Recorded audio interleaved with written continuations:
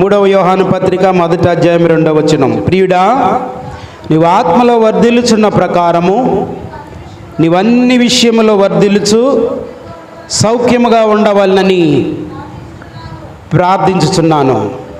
మహోన్నతుడా, జీవం కలిగిన మా తండ్రి, వాక్కు అయి మా యొద్దకు వస్తున్న దేవా, మీరే మాతో మాట్లాడండి, మమ్మల్ని బలపరచండి. యేసు నామములో ప్రార్థిస్తున్నాము తండ్రి, ఆమేన్. ఈడా నీవు ఆత్మలో వర్ధిల్లుచున్న ప్రకారము నువ్వు అన్ని విషయములో వర్ధిల్లుచు సౌఖ్యముగా ఉండవలనని ప్రార్థించుచున్నాను అన్నాడు. ఒక వ్యక్తి భూమి మీద బ్రతికి ఉన్నప్పుడు ఎలా వర్ధిల్లాలంట? శరీరపరంగా వర్ధిల్లాలా, ఆత్మలో వర్ధిల్లాలా? మనం ఎందులో వర్ధిల్లుతున్నాం? శరీరంలోనే వర్ధిల్లుతున్నాం. ఇప్పుడు 2 శరీర సంబంధమైన విషయాల్లో 2 వర్ధిల్లటాలు, అభివృద్ధి పొందటాలు. అమ్మా, వర్ధిల్లటం, అభివృద్ధి పొందడం, కాపు కాయటం అనే అర్థాలు ఒకే కోవకు చెందినవి.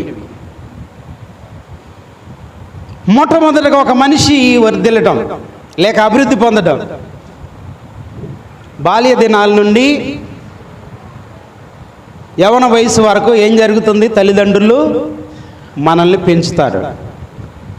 మనకు కావలసినటువంటి ఆహారం, మనకు కావలసినటువంటి విద్య, మనకు కావలసినటువంటి సకల సౌకర్యాలు ఇచ్చి వాళ్ళు మనల్ని పోషిస్తారు. మనం యవ్వన వయసు వచ్చినప్పుడు కూడా యవ్వన జీవితంలో భాగస్వామిని సిద్ధం చేసి ఒక మంచి సహకారి అయిన భార్యను లేక భర్తను, స్త్రీలైతే భర్తను, పురుషులైతే భార్యను ఇస్తారు. ఇక ఆ తర్వాత వారు వర్ధిల్లే జీవితము, వారి అభివృద్ధి పొందే జీవితం గురించి ఆలోచన చేస్తే భార్యాభర్తలు సౌఖ్యంగా జీవిస్తూ వారి బిడ్డలను కని, ఒకరికి ఇద్దరికి ముగ్గురు, వారికి శక్తి కొలది బిడ్డలు కని వారి అభివృద్ధి పొందుతారు. ఇది మన అందరికీ తెలిసిందే. ఈ అభివృద్ధి పిల్లలతోటే కాకుండా వాళ్ళు పెరుగుతూ పెద్దయ్యే కొద్దిగా వారి గురించిన బాధ్యతలు కలిగిన తల్లిదండ్రులుగా మళ్ళా వారి గురించి ఏం చేస్తారు అంటే కావలసినటువంటి గృహం కడతారు, కావలసినటువంటి వస్తు వాహనాలు సిద్ధం చేస్తారు, కావలసినటువంటి సకల విధములైన వనరులు మన ఇంటి కొరకు సిద్ధం చేసుకుంటాం. ఒకటి, మనం వృద్ధి పొందాము. 2, మన వస్తువులు, మనకున్నటువంటి ఆర్థిక లావాదేవీల్లో మనం వృద్ధి పొందాం. ఇది మానవ జీవితంలో కలుగుతున్న వృద్ధి. ఇది చాలు, ఇంకా ఎవరితో నాకు పని లేదు అంటూ ఎవరు స్వార్థం కొద్దీ వాళ్ళు బ్రతుకుతూ వచ్చాం. ఒక మాటలో చెప్పాలంటే నా ఇల్లు, నా పిల్లలు, నా ఆస్తి, నా బంధువులు, నా అంటూనే నా మీద మన జీవితాలు కట్టుకుంటూ మనం ఈ స్థితిలో ఉన్నాం. దేవునికి మహిమ కలుగునుగాక. అయితే ఇప్పుడు నా పోయి నీ అనేటువంటి మాట మనకు చాలా తక్కువగా, శరీర సంబంధమైన వృద్ధిలో నీ అనే మాట చాలా తక్కువగా వినపడేది.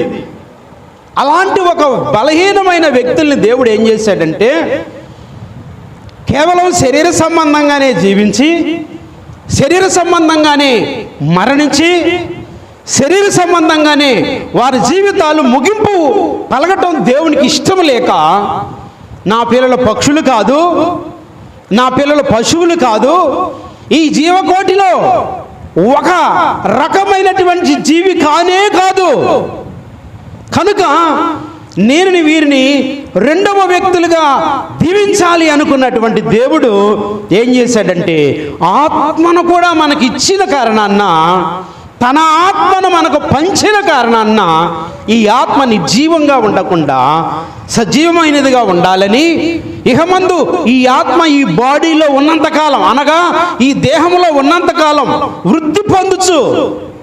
ఏది వృద్ధి పొందుచు? శరీరం ఎలాగైతే వృద్ధి పొందుతుందో, శరీర సంబంధమైన సౌఖ్యం కోసం వస్తు వాహనాలు ఎలాగ వృద్ధి పొందించుకున్నామో అలాగే ఆత్మలో కూడా నా పిల్లలు ఎదగాలి. చేతులెత్తి దేవునికి స్తోత్రం చెప్దాం. ఎట్లా ఎదగాలంటే వీరు ఆత్మలో కూడా నా బిడ్డలు ఎదగాలి. అందుకు నేను నా పిల్లల్ని ఆత్మలో పెంచాలి. ఆత్మ పరిధిలోనికి వీళ్ళు రావాలంటే ఆత్మ సంబంధమైన దేవుణ్ణి వీరు నన్ను తెలుసుకోవాలని ఆయన కోరుకున్నాడు. దేవునికి మహిమ కలుగును గాక. ఒకనాడు దేవుణ్ణి ఎరగని ప్రజలం, ఇప్పుడు మనం ఏమయ్యామంటే సృష్టికర్త ఎవరో, ఈ సృష్టిని సృష్టించిన సృష్టికర్త ఎవరో, నిన్ను సృష్టించిన దేవుడు ఎవరో, ఆయన నీ కొరకు ఏం చెప్తున్నాడో, ఎలా ఉండమంటున్నాడో నేర్చుకొని రుచి చూసి యేసు ప్రభుని మనం రక్షకుడిగా అంగీకరించి ఈరోజు రక్షించబడ్డాం. చేతులెత్తి దేవునికి స్తోత్రం చెప్దాం. రక్షించబడినటువంటి మనము, మీరు బలహీనులై ఉండగా, మీరు ఇంకనూ పాపులై ఉండగా, క్రీస్తు యుక్తకాలమందు మన భక్తిహీనుల కొరకు ఆయన మన కొరకు మరణించినట్లుగా వాక్యం చెబుతుంది. దేవునికి స్తోత్రం. అయితే మీకు ఒక మాట గుర్తు చేస్తున్నా, మన కొరకు ఆయన సృష్టిని సృష్టించిన వాడు, నిన్ను సృష్టించిన వాడు నీ కొరకు ఒక ప్రణాళిక కలిగి ఉన్నాడు. అది ఆత్మ సంబంధమైన ప్రణాళికని గుర్తించి ఈరోజు రక్షించబడ్డాం. దేవునికి స్తోత్రం కలుగును గాక. మరి రక్షించబడనైతే రక్షించబడ్డాం, కానీ శరీరంలో నుంచి ఒక్క అడుగు కదలటం లేదుగా, ఒక్క ఇంచు కూడా ముందుకు వెళ్ళటం లేదుగా. భౌతిక సంబంధమైనటువంటి శరీర సంబంధంగా మనం ఏం చేసామంటే కుటుంబీకులమయ్యాం. దీనికి కావలసినటువంటి వనరులు సంపాదించి ఈ భౌతిక వనరుల ద్వారా అభివృద్ధి పొందాం. ఇప్పుడు దేహంలో ఉన్న మనము ఆత్మలో కూడా అభివృద్ధి పొందడం కోసం దేవుని ప్రణాళిక మనం గుర్తుపట్టాలి అని వాక్యం చెబుతుంది. చేతులెత్తి దేవునికి స్తోత్రం చెబుదాం. ఇందుకొరకు నువ్వు చేయవలసిన మొట్టమొదటి పని దేవునికి మొదటి స్థానం ఇవ్వాలి. చేతులెత్తి దేవునికి స్తోత్రం చెబుదా. అమ్మ, ఎవరికి స్థానం ఇవ్వాలి? నువ్వేమని నమ్ముకున్నావు దేవుణ్ణి? మాట్లాడాలి. ఆయనే నన్ను సృష్టించిన వాడని నమ్మావు, నీ యజమానుడని ఒప్పుకున్న నీవు ఈరోజు నేను నీ మాట వింటానయ్యా అని దేవుని సన్నిధిలోకి వచ్చాం. దేవుని రక్షణ పొందుకున్నాం. ఇప్పుడు ఆయన మాట మనం వింటున్నామా? ఇంట్లా. అందుకే దేవుడు ఒకసారి మలాకీ గ్రంథంలో 1వ అధ్యాయంలో 6వ వచనంలో ఒక చక్కని మాట, ఆ రోజు యాజకులైన వారు నిర్లక్ష్య పెడతా ఉంటే, దేవుని పద్ధతి ప్రకారంగా జీవించకుండా ఉంటే ఏమన్నాడో తెలుసా? యజమానుడు ఏం చేస్తాడంట? మలాకి 1:6 లేదా? ఈ మాట ఏనండి జాగ్రత్తగా. కుమారుడు తన తండ్రిని గణపరచాలి, దాసుడు తన యజమానుని గణపరచాలి. మీరు వినండి, నా నామాన్ని నిర్లక్ష్య పెడుతున్న యాజకులారా, నేను తండ్రినైతే నాకు రావలసిన ఘనత ఏమైందని పరలోక దేవుడు భూలోకంలో ఉన్న దేవుని పిల్లలతో మాట్లాడుతున్నాడు. చప్పట్లు కొట్టి దేవునికి స్తోత్రం చెబుదా. నా నామాన్ని నిర్లక్ష్యం పెడుతున్న యాజకులారా అన్నాడు. ఇప్పుడు మీకు వెంటనే ఒక ప్రశ్న రావచ్చు, అన్నయ్య గారు మీకు ఒక మాట అర్థమైందండి? ఏంటయ్యా? అక్కడ మీరు ఒకసారి చదువుకోండి, ఏముంది అక్కడ? యాజకులారా అన్నాడు. అయ్యగారులకి ఇది అనుకోవచ్చు మీరు. అవునా? అయ్యగారులకేనా? అందరికా? యేసయ్య అందరికి సమానం చేశాడు. యేసయ్య అందరికి సమానం చేశాడు. పేతురు మొదటి పత్రిక 2వ అధ్యాయంలో 9వ వచనంలో ఏమన్నాడు? చీకటిలో ఉన్న మనలను ఆశ్చర్యకరమైన తన వెలుగులోనికి పిలిచిన ఆయన గుణాతిశయములను ప్రచురము చేయు నిమిత్తము ఏర్పరచబడిన వంశము. మనుషులు నమ్మితే మధ్యలో విడిచిపెడతారు. డబ్బుని నమ్మితే అది కొన్ని అక్కర్లకు ఉపయోగపడదు. పరిస్థితులు కాలాలను నమ్మితే అవి నీకు అక్కడికి రాకుండా పోతాయి. నా దేవుని నమ్మిన వారు కరువైన, ఖడ్గమైన, ఇరుకైన, ఉపద్రవమైన ఏదైనా క్రీస్తు నుంచి నన్ను వేరు చేస్తుందా అన్నాడు పౌలు గారు. దేవునికి మహిమ కలుగును గాక. అందుకే ఈరోజు నేను చెప్తున్నా, నా నామం నిర్లక్ష్య పెట్టి యాజకులారా, దైవ సేవకులకే కాదు, ఆయన రక్తంతో కొనుక్కొని ప్రతి ఒక్కరిని యాజకునితో సమానంగా చేశాడు నా దేవుడు. దేవునికి మహిమ కలుగును గాక. ఆత్మల ఉద్యమం ఉంటే ఎగురుద్దండి. దేవునికి స్తోత్రం. అందుకే ఇక్కడ అంటున్నాను, ఏమంటున్నాడంటే, నా నామం నిర్లక్ష్య పెట్టేవారులారా, నేను దేవుడిని అని మీరు అంటున్నారు, నేను తండ్రిని అని మీరు అంటున్నారు. మరి ఇప్పుడు నేను తండ్రిని అయితే నాకు రావలసిన ఘనత ఎక్కడుంది?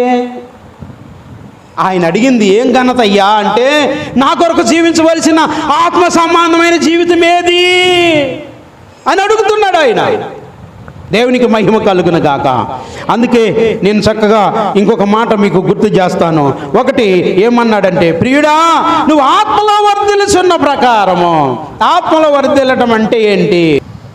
ఆత్మలో వర్ధిల్లటం అంటే యేసు ప్రభుని రక్షకుడిగా అంగీకరించిన తర్వాత ఆయన ఆత్మను పొందుకున్న మనము శరీర సంబంధమైనటువంటి ఇచ్ఛలు, శరీర సంబంధమైన సౌఖ్యాలు,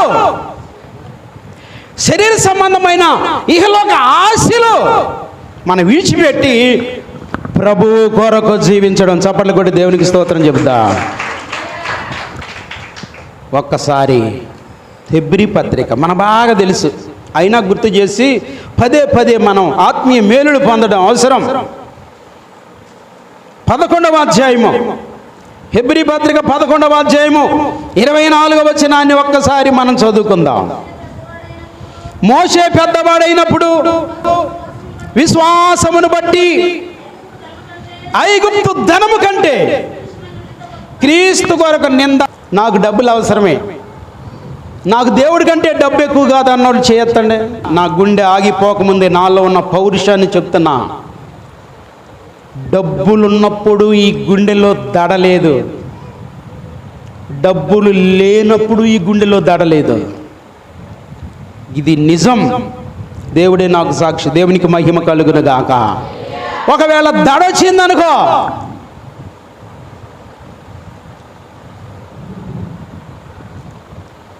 దడొచ్చిందనుకో, ఆ దడతో చెప్తా, ఇదిగో ఆపు. ఎవరిని? గుండెని. దడ ఆపు. పిలిచిన దేవుడు నా ఎదురు ఉన్నాడు, నువ్వేమీ భయపడకు. చేతులైతే దేవునికి స్తోత్రం చెప్తా. ప్రాణమా ఎందుకే తొందర, ప్రాణమా ప్రాణమా ఎందుకే తొందర, దిగులు పడకు, వేదన పడకు, దిగులు పడకు, వేదన పడకు, ప్రభువు తోడుండగా. ప్రాణమా ప్రాణమా ప్రాణమా. చెప్ప దేవునికి స్తోత్రం. ఇదండి, ఇదే నిరీక్షణ. అంతేగాని డబ్బులు చూడకపోతే ఏమవుతుందో నా జీవితం, మరి దేవుడు ఏమనుకోవాలి? మరి పాపిస్తోడా, నేనున్నాను రా అంటే నువ్వు పక్కనుండి వేసయ్యా, నాకు డబ్బు లేకపోతే గుండె గడ గడ అంటాను. అవసరమే. కానీ ఆ రోజు 40 సంవత్సరాల విలువిద్యలు ఉపయోగపడతాయని మోషే ఐగుప్తీయుని ఒకరిని చంపడానికి ఇష్టపడి వాడిని చంపి హెబ్రీల సంతానమైన, వినాలి, హెబ్రీల సంతానమైన నా జాతి జనాంగాన్ని డ్యామేజ్ చేస్తావంటరా, కొడతావంటరా అని చంపి ఇసుకలో బాతి పెట్టాడు. అరే నువ్వు వెళ్ళరా, ఈయన చంపేశానని వెళ్ళిపోయాడు. ఇంకొకటితో గొడవ వచ్చింది. గొడవ వచ్చినప్పుడు ఏమన్నాడు తెలుసా? రేయ్ ఏం పిచ్చిపిచ్చుకుందా అంటే వాడు అన్నాడు, ఏంటి మోషే గారు, మా నాన్న చంపేసుకులో బాతేసినట్టు నన్ను బాతేద్దాం అనుకున్నావా అన్నాడు. గుండె డామ్ అంది. మా అమ్మో ఈ విషయం నాకే తెలుసు అనుకున్నా, ఇప్పుడు వాడికి తెలిసిపోయింది అని ఈ సంగతి రాజుకు తెలిసేసరికి రాజు మోషేని సంప చూసినప్పుడు మోషే ఐబి లేకుండా బారిపోయాడు. ఎక్కడికి? అడవి దారి పట్టాడు. అడవి దారి పడితే ఇత్రో తన మందరం కాస్తూ తన పిల్లలు అక్కడ మందను కాస్తూ ఉన్న ఆ దారిని పడ్డాడు మనోడు. అక్కడికి వెళ్ళిన తర్వాత ఇత్రో మందను కాస్తూ తన మామ మందను మేపుతూ 40 సంవత్సరాలు నేర్చుకున్న విలువిద్యలో ఐగుప్తు ధనంతో తొలతోగవలసినటువంటి ఆ శ్రేష్టమైన ధనం విడిచిపెట్టాడు. 40 సంవత్సరాలు విలువిద్యలు విడిచిపెట్టాడు. ఒక మాటలో చెప్పాలంటే, నేను అన్నీ కలిగి ఉన్న నా జీవితం ఏంటి చెప్పండి అమ్మ, ఈ మాటనే చెప్పండి. నా ఇంక చూస్తే మీరు చెప్పడానికి అన్నీ ఉన్న నా జీవితం గుడ్డు సున్నా. నా విద్యలు వేస్ట్. నా రాజరికంలో ఉండడానికి నేను సిద్ధపడితే రాజుని అయ్యేవాడిని. రాజు తనం వేస్ట్. ఐగుప్తు ధనం నాకొద్దు. క్రీస్తు కొరకు నింద నాకు భాగ్యం. చప్పట్లు కూడా దేవునికి స్తోత్రం చెప్తా. ఇలాగ సమర్పించుకున్నాడు. ఫరో కుమార్తెకు కుమారుడిగా ఉండడం కంటే, ఐగుప్తు ధనము కంటే, రాజభోగం కంటే క్రీస్తే నా జీవితానికి ముఖ్యం. చప్పట్లు కూడా దేవునికి స్తోత్రం చెప్తా. విశ్వాసి ఆత్మ సంబంధమైన జీవితాన్ని దేవునికి మొదటి స్థానం ఇచ్చి దేవుని మహిమ కొరకు నిలబడి రక్షించబడ్డావు. నీవు ధనం మీద దృష్టి పెట్టావు. ఆదివారమైన అడ్డంగా ఏం మానేస్తా. ఇది నీ ఆత్మీయ జీవితానికి ప్రాణాపాయము తప్ప ఆదివారం నాడు నీవు మానేదానికి వీలు లేదు. శనివారం ప్రాణాపాయం అయితే తప్ప మానేదానికి వీలు లేదు. నియామక కోటాలు అనుకో, ఎక్కడికో వెళ్ళొచ్చావు, రాలేకపోయావు, ఒకటి అరా. ఆత్మీయ జీవితానికి విలువ నీ సమర్పణ బట్టే వస్తుంది. అయ్యగారు దీవిస్తే ఆమేన్ ఆమేన్ ఆమేన్ అని నోరు పోయిందాక ఆమేన్ అన్నాం. ఇక్కడ ఆమేన్ ఏమైపోయింది, ఇక్కడ దీవెనలు ఏమైపోయినా, అక్కడికి వచ్చిన తర్వాత గొడవ ఏంటి? నా ప్రియమైన దేవుని పిల్లలారా, ఇలాంటిది కాదు ఆశీర్వాదం. ఏమి నమ్మావో ధనం కంటే దేవుడే నీకు ముఖ్యం. దేవునికి స్తోత్ర. నీకు ఇహలోక సంపద కంటే దేవుని సన్నిధే ముఖ్యం. నీ ఆత్మీయ జీవిత విలువే ముఖ్యం. ఎందుకంటే ఈ ఆత్మీయ జీవితం ఇహలోకమందు వర్ధిల్ల చేస్తుంది, పరలోకమందు శాశ్వతమైన పరలోకం ఇస్తుంది. ఈ ఆత్మకు చావు లేదు. యుగ యుగాలు అగ్ని ఆరని పురుగు చావు అనేటువంటి ఆ సాతాను యొక్క లోకంలో ప్రజలందరూ ఉండబోతున్నారు. కానీ నేను అట్లా ఉండడానికి దేవుడు మనల్ని ఏర్పాటు చేయలేదు. ఎందుకు ఏర్పాటు చేశాడంటే ఇహమందు నేను దీవించబడాలి, పరమందు నిత్య జీవితం పొందాలి. చేతులైతే దేవునికి స్తోత్రం చెప్దాం. అందుకే పాట పాడతాం కాదు, బ్రతికి ఉన్నానంటే నీ కృప, జీవిస్తున్నానంటే నీ కృప అంటాం కాదు. ఆయన కృపలో నిజంగా చేతులైతే దేవునికి స్తోత్రం చెప్తా. మనస్ఫూర్తిగా పాడు. నువ్వు ఆత్మ సంబంధి అయిన దేవుని బిడ్డగా నువ్వు మొదలు పెడితే దేవునికి స్తోత్రం కలుగును గాక. ఆత్మ సంబంధమైన దేవుని బిడ్డగా నువ్వు జీవితం ప్రారంభం చేస్తే డబ్బులా రమ్మ,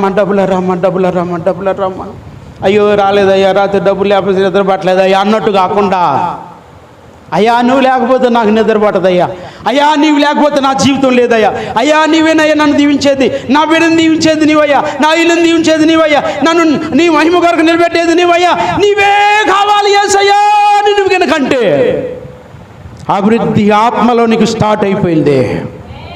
దేవునికి మహిమ కలుగును గాక. ఈ భక్తులందరూ అలాగే చేశారు. నీకు ఉన్న తల్లిదండ్రులు విడిచిపెట్టు, నీ బంధువులు నీ స్వదేశాన్ని విడిచిపెట్టేసాయి అంటే ఆ విడిచిపెట్టినవన్నీ విడిచిపెట్టేసి దిక్కులేనోళ్ళలాగా వస్తుంటే భార్య అందంగా ఉందని భార్యను లాక్కుపోయాడు ఒకడు. ఈయన ఎందుకు లాక్కెళ్ళాడు అంటే అన్యుడైనటువంటి ఈ రాజు అబద్ధం చెప్పాడు. ఎందుకంటే వీళ్ళ దేశం, వీళ్ళ బలం, స్థానబలం ఉంటుందని నా చెల్లెలని అబద్ధం చెప్పాడు. అయినా భార్యను తీసుకుని దయాదాక్షిణ్యం లేకుండా శారాన్ని తీసుకుని వెళ్ళిపోయాడు. నేను ఇక్కడ ప్రార్థన చేస్తున్నాడు.